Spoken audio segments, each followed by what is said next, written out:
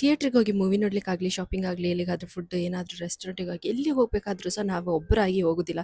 Friends, family ಇದ್ದರೆ ಮಾತ್ರನೇ ಹೋಗೋದಲ್ವ. So ಆದರೆ ಇವತ್ತು ನಾನು ಬಂದು ಸ್ಪಾರಿಗೆ ಹೋಗಬೇಕು ಅಂತ ತಿಳ್ಕೊಂಡಿದ್ದೇನೆ. ಫಾರಮ್ ಮಾಲಿಗೆ ಒಬ್ಬಳೇ ಹೋಗಬೇಕು. ಅಲ್ಲಿ ಹೋದ ನಂತರ ಮೂವಿ ನೋಡಬೇಕು.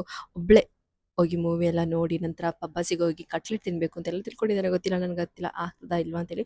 ಆದರೆ ನಾನು ಇವತ್ತು ಹತ್ರ ಮಾಡಿ ತೋರಿಸ್ತೇನೆ guys. Stay tune guys, stay tune. ಹಾಗೆ ನಾನು ರೆಡಿ ಆದ ಗೈಸ್. ಸೊ ಇದು ಬಂದು ನನ್ನ ಔಟ್ಫಿಟ್. ಸೊ ಈಗ ಹೋಗ್ತಿದ್ದೇನೆ ಫಾರಮ್ ಮಾಲ್ಗೆ. ಸೊ ಫಸ್ಟ್ ನಾನು ಬಸ್ ಸ್ಟ್ಯಾಂಡಿಗೆ ಹೋಗಬೇಕು.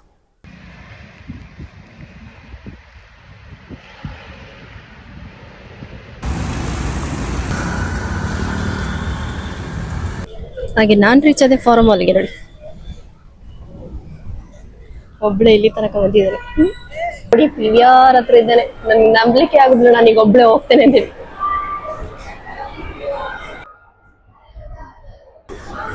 ಮಲಯಾಳಂ ವಾಯ ಅಂತೇಳಿ ಒಂದು ಮೂವಿ ಉಂಟು. ಆ ಮೂವಿಗೆ ಹೋಗುವಂತ ತಿಳ್ಕೊಂಡಿದ್ದೇನೆ. ಬುಕ್ ಮಾಡಿ ಆಯ್ತು. 220 rupees ಆಯ್ತು. ಎಷ್ಟು ಮಂದಿ ನೋಡ್ತಿದ್ದಾರೆ ಅಂತ ಹೇಳಿದ್ರೆ ನನಗೆ ನಾಚಿಕೆ ಆಗ್ತದೆ. ಆದ್ರೂ ಸಹ ಪರವಾಗಿಲ್ಲ, ಏನಾದ್ರೂ ಆಗಿ.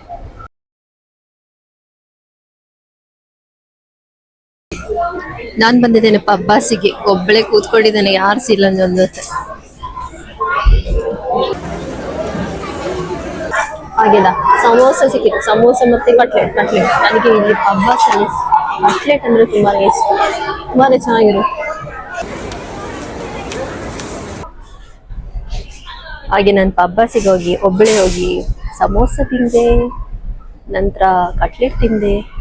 ಈಗ ನಾನು ಸ್ಪಾರಿಗೆ ಒಬ್ಬಳೆ ಬಂದಿದ್ದೇನೆ, ಮತ್ತೆ ಮೂವಿಗೆ ಒಬ್ಬಳೆ ಹೋಗ್ತೇನೆ.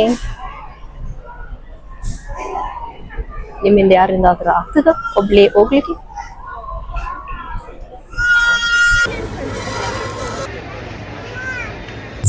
ಹಾಗೆ ನಾನು ಈಗ ನಾನ್ ಮೂವಿಗೆ ಬಂದೆ ನೋಡಿ ಗೈಸ್.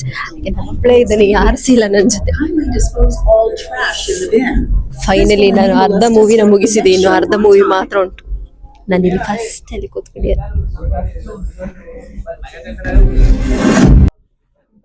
ಹಾಗೆ ನನ್ನ ಮೂವಿ ನೋಡಿ ಆಯ್ತು ಗೈಸ್.